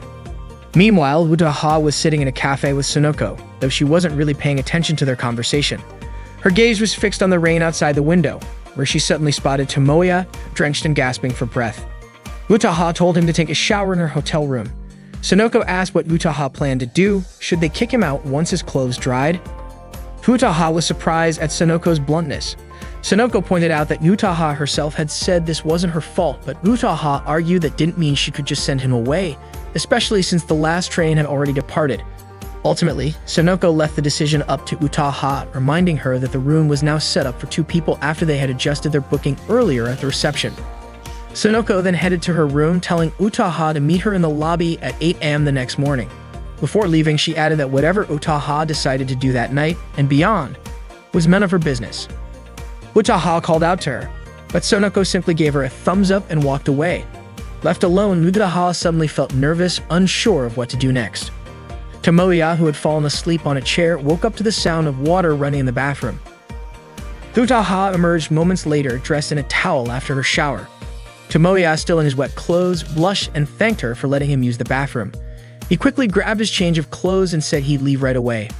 But before he could exit the room, Utaha called out to him, asking him to sit on the bed. She then questioned why Tomoya had come all the way to Gashi. Tomoya explained that he couldn't reach her by phone, so he had boldly called her house to find out where she had gone. He mentioned that Utaha's mother must have been worried about her high school-aged daughter, but Utaha corrected him. Her mother trusted her because she was a top student, never caused trouble, and never disobeyed her parents. That said, she also didn't have many friends, which was why her mother would probably faint if she saw Utaha in her current situation with Tomoya. Tomoya asked if Utaha was staying at the hotel to gather material for her next book. She confirmed this, saying she was also taking the opportunity to visit local shops. Tomoya found her dedication incredible, marveling at how much work went into her writing, even before the book was published. He added that it was even more impressive since this one might get adapted into an anime. Utaha asked Tomoya to stop talking about the topic for now. She then asked if he had really come all the way to see her even though the last train had already left. Tomoya admitted it, and Utaha called him a complete fool before resting her head on his shoulder. This made Tomoya nervous, and he suddenly made a bold request to make him a real man. He got down on his knees and pleaded, but quickly clarified that he wasn't being inappropriate. All he wanted was to become a true creator. Utaha, annoyed, stepped on him and asked if he deliberately created this misunderstanding. They began discussing the plot Utaha had written for their project. She asked if Tomoya had noticed any flaws in it. Tomoya started recounting his day, explaining that he had gone to Rokutenba Mall with Megumi. Utaha immediately asked if it was a date, but Tomoya dismissed the idea, saying it was just for gathering material. Utaha kept staring at him intently, prompting Tomoya to ask her to let him finish his story. He explained that the mall was packed with a chaotic crowd and he had started feeling unwell just before they went inside. But instead of getting upset, Megumi showed genuine concern for him, just like any decent person would. She even waited for him to recover before they continued. After that, they explored the shops together, and she went along with all of his odd ideas, turning their time together into something fun. She even gave him a gift to thank him, but then Tomoya had left her behind to come see Utaha. Despite this, Megumi had smiled as she watched him leave. Utaha asked if Megumi might have been a little annoyed deep down. Tomoya confidently said no because Megumi was genuinely kind. Utaha sighed and asked what she was supposed to do after hearing him shower Megumi with praise. Tomoya said that's why Utaha's story needed revisions. He had even marked the spots that needed changes. He acknowledged that her plot was incredibly compelling, with a grand scale that felt like a masterpiece, but he argued that it needed adjustments. Utaha pointed out that they were supposed to be even now, so why bother revising it? Tomoya explained that his earlier perspective had changed. If left as is, the main heroine, Meguri, wouldn't be happy. Utaha disagreed, stating that Meguri had accepted her destined path before her reincarnation and had always remained loyal to her beloved older brother. She asked why Tomoya thought she wasn't happy. Tomoya challenged her, questioning if that was really the kind of happiness Meguri would have wanted. He argued that searching for past memories to save her previous life wasn't necessarily the future Meguri desired. Moreover, would the players enjoy seeing Meguri discard the joyful memories she had created up until now? Utaha yelled, asking if it was so wrong to be trapped in the past. Tomoya calmly replied that it wasn't wrong, it was just one option. On one hand, he liked that idea, but on the other, he loved the simplicity of being with Megumi, a normal girl with no extraordinary connection to him. He believed players would enjoy Meguri's character in the game and her daily life, which was already fulfilling. That's why he wanted her to abandon her fate and return to a normal life. He envisioned a route that focused on classic romance rather than the burdens of her past destiny. Utaha asked if such a route would truly be more interesting. Tomoya confidently said yes, believing that Utaha could develop something even more captivating. He wanted more time to grow closer to Meguri, to have their friends get sick of seeing them together, to go on dates, exchange meaningful looks, kiss. And since it was an all-ages game, leave it at that. Utaha then asked Tomoya if he thought they should just forget the story they had built so far, saying it would be pointless to remain shackled to the past. Tomoya replied that the past still held value.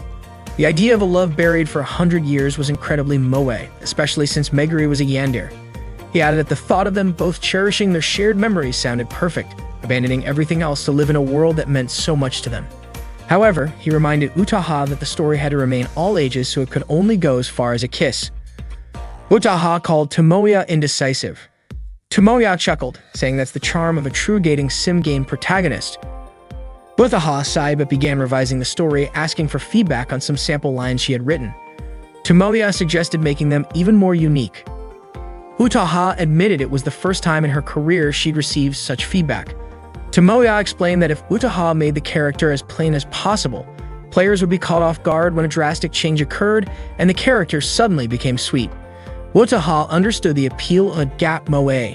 Tomoya continued, explaining that the character could return to being plain after the sweet moment, leaving players feeling as if there was no sweetness at all. Utaha called such a character ridiculous, but Tomoya insisted that people like that really exist in real life. Utaha, however, was reluctant to admit that a main heroine could have such a personality. The two continued discussing until 5 a.m. As the hours dragged on. Utaha began to type furiously, her frustration seeping into her work. She even shouted while typing, leading Tomoya to wonder if she had been possessed by a yandere little sister. Utaha kept yelling, swept up in the intensity of the story she was crafting. Tomoya tried to calm her down, but she snapped at him, asking if it was so wrong for a writer to fall in love with their own work. Didn't writers pour their hearts into their stories for the sake of their fans? Tomoya replied that it wasn't wrong, but those words should come from the main character, not the writer. By morning, Utaha was preparing to leave. She woke Tomoya and cheerfully said good morning, then mentioned that she had a full day of work ahead. Tomoya sympathized, saying it must be tough being Utaha. She replied that as long as she was doing what she loved, no amount of effort would feel burdensome. She teased Tomoya, saying he still looked exhausted from their passionate night. The ambiguity of her words made Tomoya flustered, and he yelled that she probably meant their intense brainstorming session. Utaha reminded him to check out of the hotel before 10 a.m. and that all he had to do was return the key. She then remarked how much she had enjoyed what they did last night. Tomoya begged her to stop with the teasing, but Utaha confessed that working on something together with him had been truly enjoyable. She had confirmed it for herself the night before and officially welcomed him as a creator. She was confident in his abilities, saying he had the passion to bring his ideas to life and the creativity to back it up, all of which was evident in his expressions. She reminisced about how a year ago she had poured her blood, sweat, and tears into her writing, all for the sake of winning over stubborn, difficult, and demanding fans.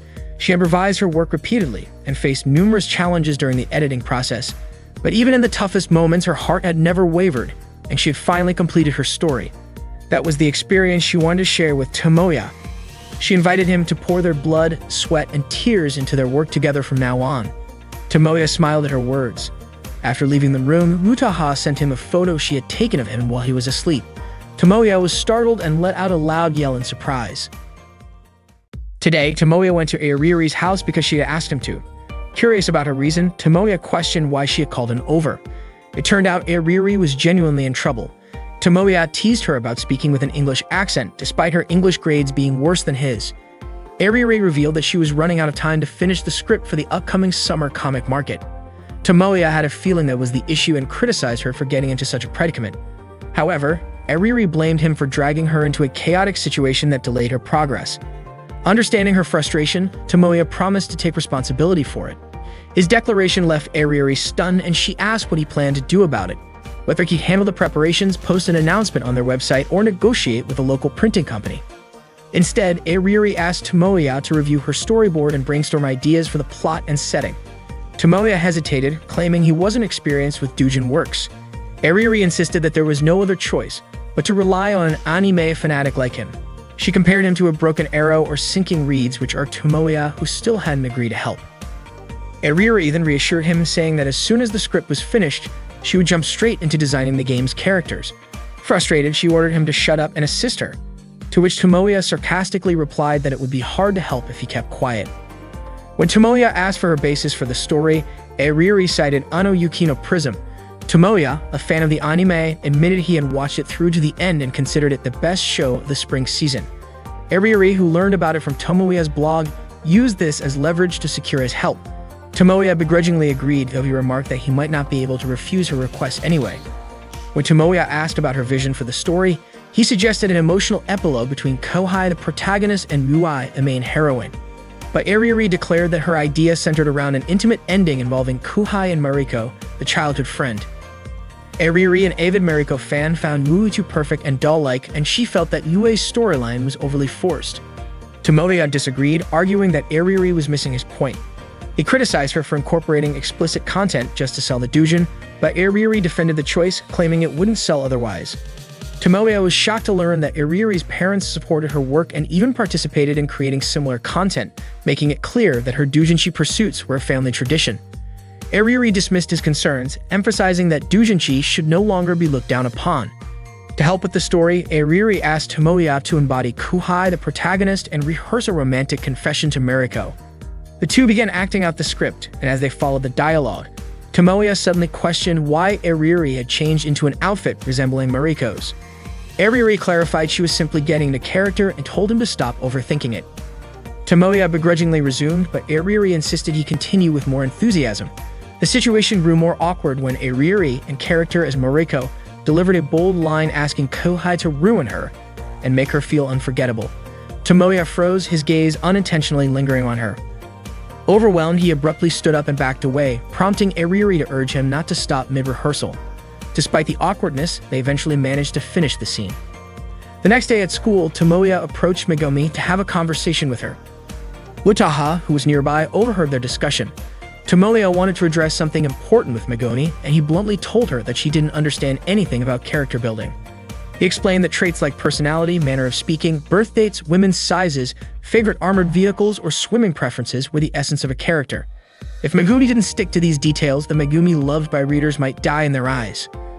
Tomoya then asked why Megumi had changed her hairstyle. Megumi nonchalantly replied that she did it simply because she felt like it. Tomoya, exasperated, asked if she was willing to risk the destruction of her character. Megumi countered, suggesting that a heroine suddenly changing her hairstyle like in manga might stir people's hearts.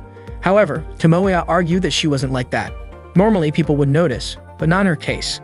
Megumi then jokingly speculated that the perfect moment to change hairstyles might be during a closing ceremony, or better yet, during an opening one. Tomoya dismissed the idea, warning that relying on quirks wouldn't make her the #1 main heroine. Amused, Megumi teased Tomoya, saying he must care a lot about girls if he was so critical about their hairstyles.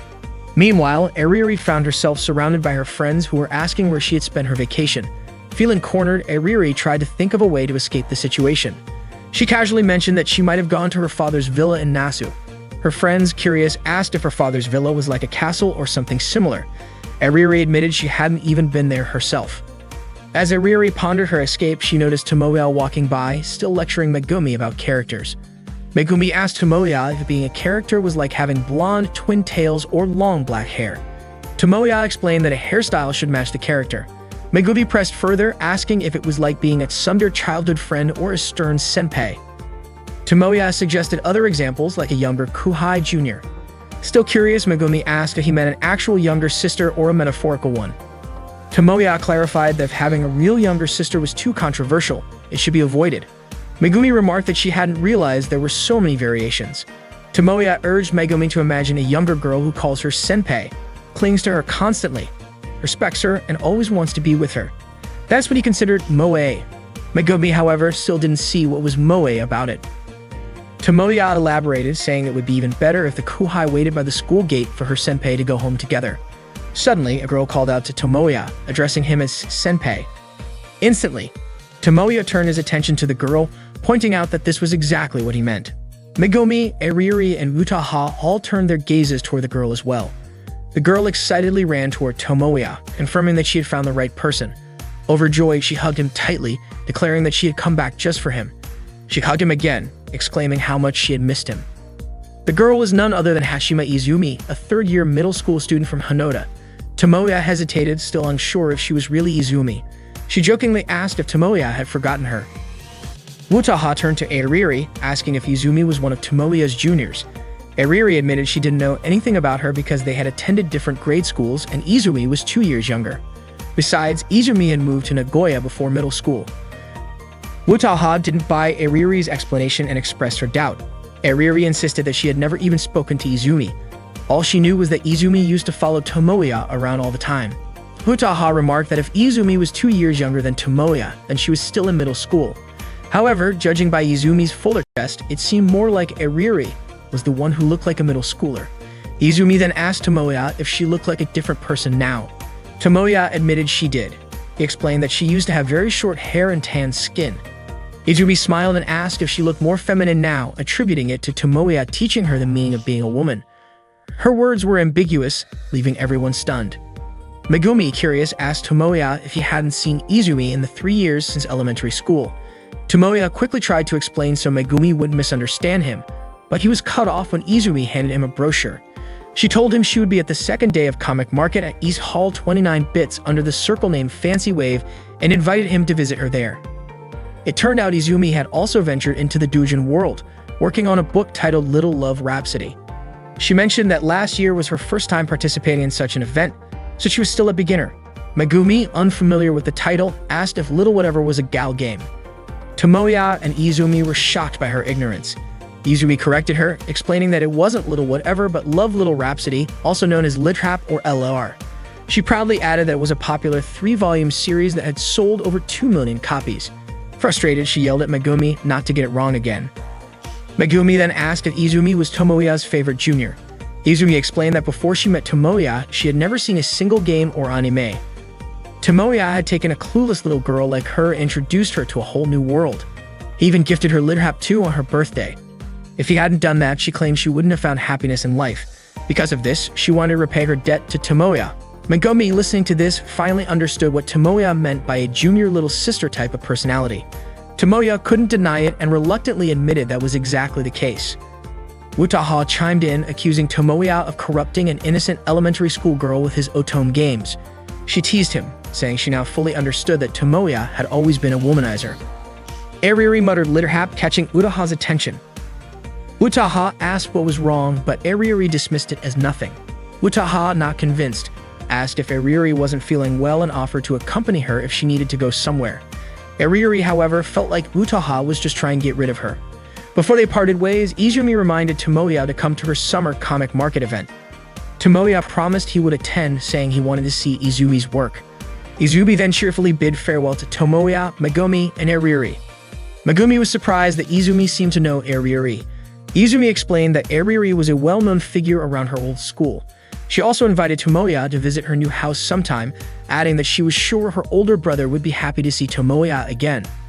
Tomoya noticed that Ariri had been in a bad mood the entire time. It turned out she was upset about Litterhap and the fact that Tomoya had introduced it to Izumi. Tomoya defended himself, calling it a masterpiece. Suddenly, Hashime Iori appeared in front of them. Iori was Izumi's older brother. However, both Tomoya and Ariri ignored his presence, too caught up in their argument. They continued to bicker as they walked past Iori. Tomoya argued that he wanted to create great works that everyone could enjoy, saying it was part of his otaku instincts. Ariri retorted that such instincts were what dragged others into pointless trends. Tomoya countered, saying that if someone was truly important, it was natural to discuss such topics. However, Ariri dismissed Tomoya's opinion as nothing more than worthless drivel. As they kept arguing, they passed Iori, who was still standing there. Iori was convinced they had noticed him standing there the whole time. Frustrated, Iori finally called out, asking them not to ignore him since he had been waiting for over half an hour. Tomoya asked Lori what he wanted from him. Lori explained that thanks to his father's job, he could finally return to Tokyo after 3 years, and just wanted to drop by to say hello. Tomoya replied that Lori didn't need to travel all the way there and could have stayed in Nagoya, enjoying the local cuisine people raved about. Lori pointed out that the famous jumbo fried shrimp in Nagoya was made with imported black tiger shrimp, which meant it wasn't even authentic Nagoya cuisine. Tomoya countered, saying that it was no different from the salted pollock roe from Hakata, which didn't use roe made in Kyushu. Ariri sighed, wondering how the two of them managed to turn everything into an argument. Ignoring her, Tomoya asked why Lori had shown up in front of him again. If he remembered correctly, Tomoya had already cut ties with Lori. Lori accused Tomoya of being heartless, reminding him that they used to be best friends who agreed to rise together in the world of otaku culture. Tomoya recalled those days, admitting that back then he was shocked to discover Lori, the most handsome boy in their class, someone Tomoya thought he'd never even be able to speak to, was actually an even bigger otaku than himself. But Lori had once said that Tomoya was the only one who truly understood him. Ariri interrupted, sarcastically pointing out how many girls in their class used to gossip about Tomoya and Lori's odd behavior. Tomoya continued, explaining that Lori was fundamentally different from him. Lori didn't become an otaku to share the things he loved. Instead, he focused on chasing after popular works and creators to benefit himself. From the beginning, Lori had openly declared that his goal was to climb the ranks of the otaku world. Tomoya advised him to build his success from the ground up rather than leeching off the work of others. At this, Ariri mockingly told Tomoya to take a look in the mirror. Tomoya ignored her, insisting that Lori's approach was wrong. He added that Lori probably knew deep down that what he was doing was dishonest, which was why he couldn't bring himself to show his true self to Izumi, his younger sister. Lori hesitated but admitted that might be true. However, he revealed that he was now part of the Doujin Circle Rouge and Rouge, which was led by Kusaka Akane. Tomoya, stunned, asked if Akane was the legendary creator who hadn't appeared in public for over a decade. Lori confirmed it and explained that he had done whatever it took to be accepted into the circle. He was proud, saying that the methods Tomoya so harshly criticized had worked out well for him. With that, Lori handed Tomoya his business card and said he looked forward to working with him. Ariri scoffed, dismissing the card, saying she didn't need one from a greedy thug like Lori, who exploited the Doujin scene. Lori, ignoring her insult, addressed Ariri directly and revealed that his circle was highly interested in her. Tomoya was shocked to learn that Lori already knew Ariri's secret identity as a Doujin artist. But that wasn't all. Lori and his circle also knew that Tomoya was working on a game project with Ariri and Wutaha. He went so far as to call Tomoya the producer behind the grand design that was creating a buzz in the industry. Tomoya denied the claim, insisting he wasn't trying to break into the industry. Lori then revealed that his circle was coincidentally working on a project with the exact same concept. They were already hiring animators for it, and Lori declared that the two groups were now rivals. With a smug smile, Lori provocatively asked whether Tomoya's fledgling circle deserved someone as talented as Airiuri, or if she would shine brighter with Rouge and Rouge. Airiuri recalled moments spent with Tomoya from when they were kids. They had been very close since childhood, both sharing a deep love for animation. Their closeness, however, often attracted the disapproval of those around them. This morning, Airiuri stared at the bright blue sky, grumbling about the scorching heat. Today, Tomoya was helping Airiuri finish her comic for the upcoming summer comic market. Megumi arrived with a variety of snacks. Seeing how busy they were, she asked if today wasn't supposed to be a character design briefing.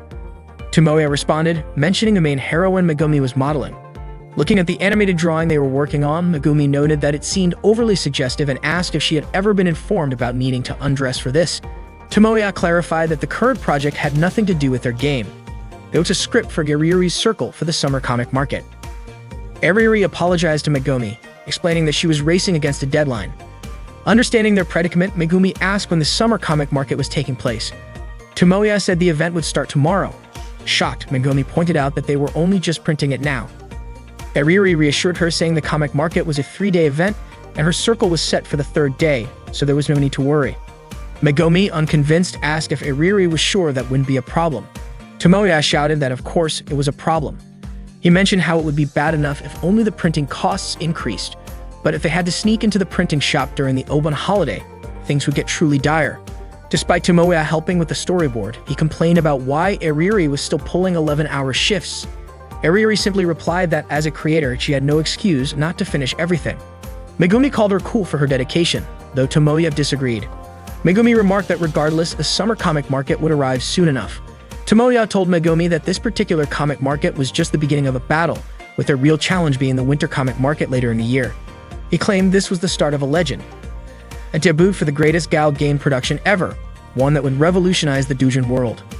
Megumi then asked if Airiuri would be attending the summer comic market since she was the one selling her books there. Airiuri said she wasn't going and planned to have her parents take care of it. Megumi commented that Airiuri's parents were very understanding.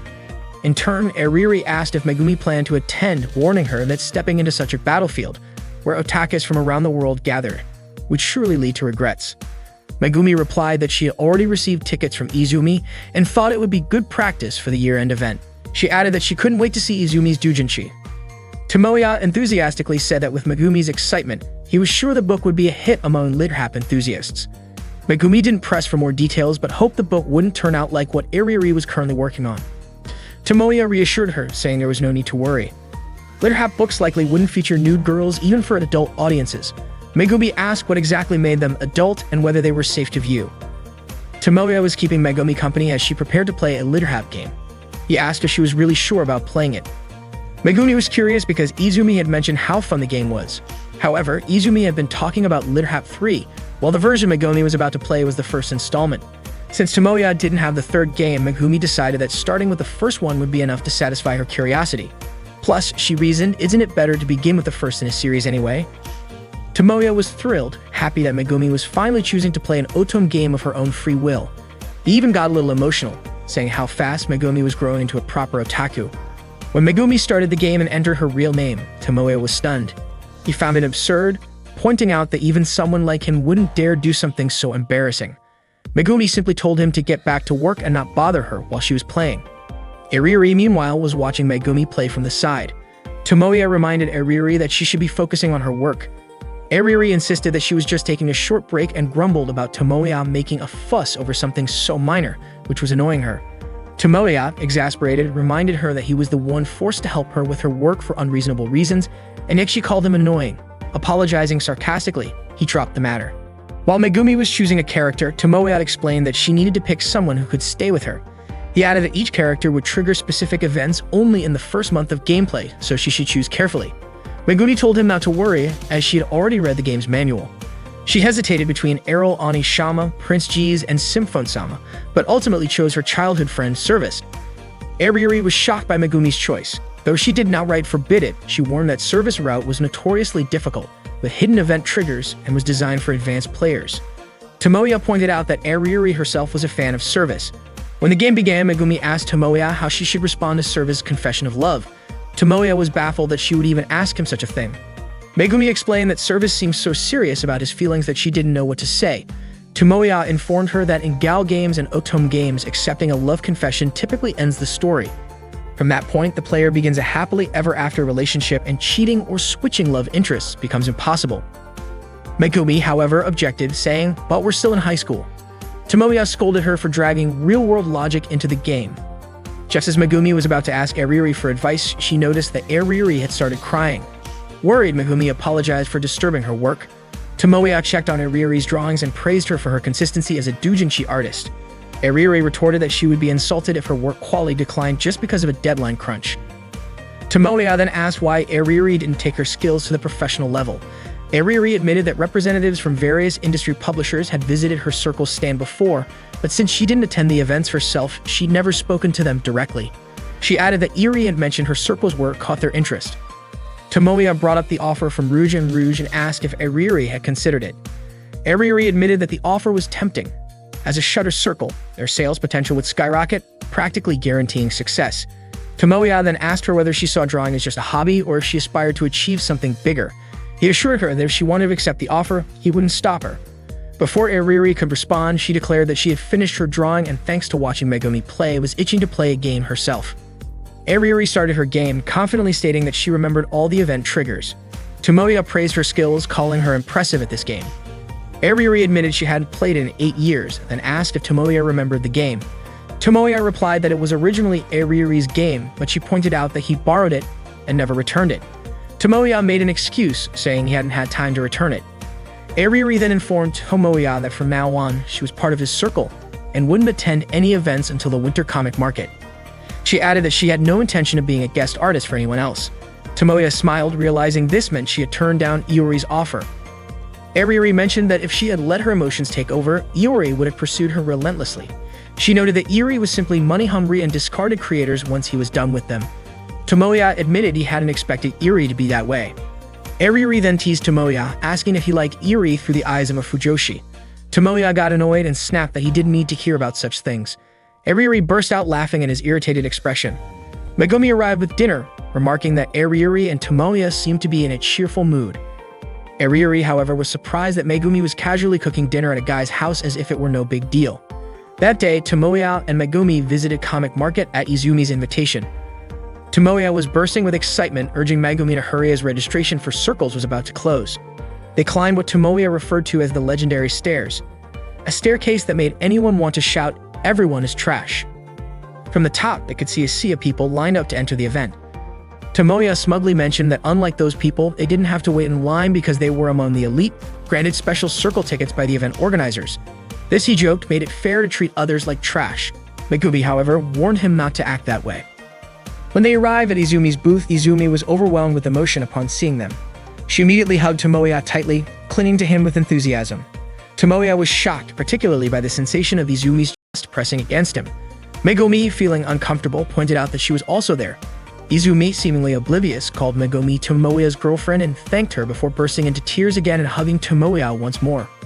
Annoyed, Megumi told Izumi to let go and called her a stray cat. However, Tomoya noted that Megumi's tone was too flat to sound genuinely angry.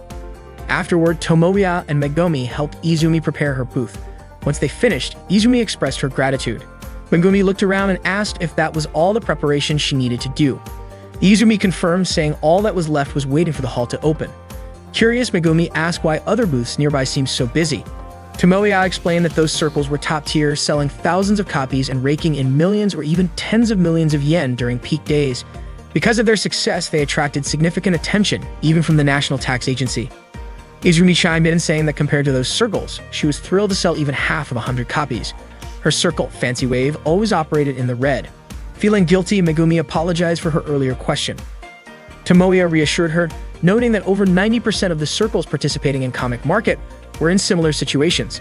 Izumi added that selling doujinshi in person carried a deeper meaning than simply selling them online. She explained that the event brought together people who shared similar interests, allowing them to showcase their work, bond over their passions, and enjoy meaningful conversations.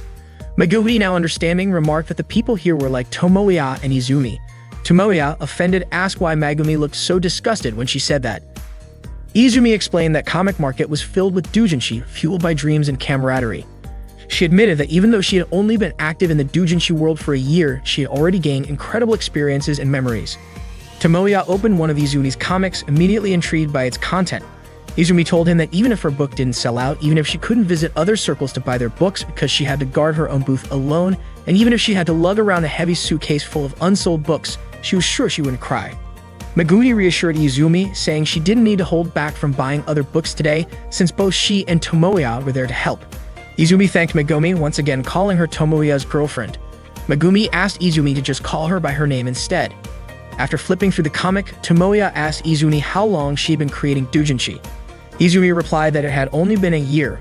Before that, she was just a reader and buyer. Tomoya, surprised, told her he would make sure all her books sold. As Comic Market officially opened, Tomoya hurried off somewhere. Izumi, noticing Megumi engrossed in one of her comics, asked where Tomoya had gone. Megumi calmly assured her that he would be back soon. It turned out Tomoya had gone to print a large poster featuring a page from Izumi's comic. Izumi asked Megumi if she wasn't worried about Tomoya's sudden disappearance, but Megumi said that in reality, she was the one who was being ignored by Tomoya. She understood that right now Tomoya was focused on helping Izumi. Izumi was surprised by Megumi's awareness and trust in Tomoya, but Megumi explained that it wasn't about trust. She just knew because she didn't trust him at all. Tomoya returned carrying a board and quickly started setting it up at Izumi's booth. Izumi turned to Megumi, asking if she really was Tomoya's girlfriend. Megumi replied that she was Tomoya's main heroine. This left Izumi confused, though Megumi admitted she didn't fully understand it herself either. Suddenly, Tomoya apologized for taking so long and asked how many books had sold so far. Megumi told him about 30, which meant there were still 70 left. Without hesitation, Tomoya mounted the poster on the board and put it on display. Izumi was shocked by what he was doing, asking why he had printed such a large poster. She felt embarrassed, especially since the page feature wasn't finished. Tomoya dismissed her concerns, stating that it was a lie to say she didn't care about sales. He was convinced that Izumi wanted as many people as possible to read her work. That's why she made doujinshi in the first place. Izumi panicked, asking why he had to use that page for the poster. She worried it would make her a laughingstock since the page wasn't complete. Tomoya guessed that she hadn't inked it yet. Izumi admitted she had come up with a new storyline just a day before the final deadline. She'd erased her finished drawings to create something new, but with only a day to work, she couldn't finish inking it. Izumi pleaded with Tomoya to take the poster down, but he refused. She called him cruel, but Megumi countered, saying Tomoya wasn't being mean at all. The scene he chose to feature was genuinely captivating from that point onward. A man approached the booth and began flipping through the comic. Izumi, thinking her work might not appeal to him, started to discourage him. But Tomoya stopped her, insisting they let him take a look. To Izumi's surprise, the man bought the book. Izumi was overwhelmed with emotion as more and more people began lining up at her booth, drawn in by Tomoya's efforts. Thanks to his determination, her books sold out completely. Yuri, observing Tomoya's dedication to Izumi's success, noted with interest that Tomoya was already this motivated, even though he himself planned to expand their operations next year. As the final book sold, Izumi burst into tears, deeply moved. She thanked everyone as applause erupted around her booth. With that, the second day of Comic Market came to an end. Tomoya stepped outside and spotted Yuri, who was in disguise. He had suspected that it was her earlier when she bought a book from Izumi's circle. Tomoya told her not to be embarrassed just because she secretly visited Izumi's booth or because she hadn't played Lirhap for years. He added that Izumi didn't hold any ill feelings towards her. Yuri refused to say why she was hiding, but Tomoya didn't buy it. He couldn't believe she was genuinely angry about it. Yuri asked about Izumi's book, and Tomoya responded that she should already know, especially since she had read it. He understood because he had seen how hard Izumi worked to sell her books. Tomoya admitted that Izumi was impressive. Despite the tight schedule, she still managed to produce something great. Yuri was upset, however, because Tomoya had never reacted that way to her work. He had never been passionate about seeing her creations, never truly tried to sell her books, and seemed to feel nothing at all. Tomoya then pointed out that Yuri and Izumi were very different genders, popularity, and even different paths in life. Yuri, frustrated, asked if Tomoya thought her book was extraordinary or if it was better than Izumi's. She wanted to know if Tomoya would do anything to help sell her book. But Tomoya simply replied that Yuri's books could sell on their own, even without his help. Yuri began to cry, saying that Tomoya hadn't given her a direct answer, that he hadn't told her anything for sure. In tears, Yuri ran off and her hat fell in front of Tomoya. Megumi, watching from the top of the stairs, saw the whole scene unfold.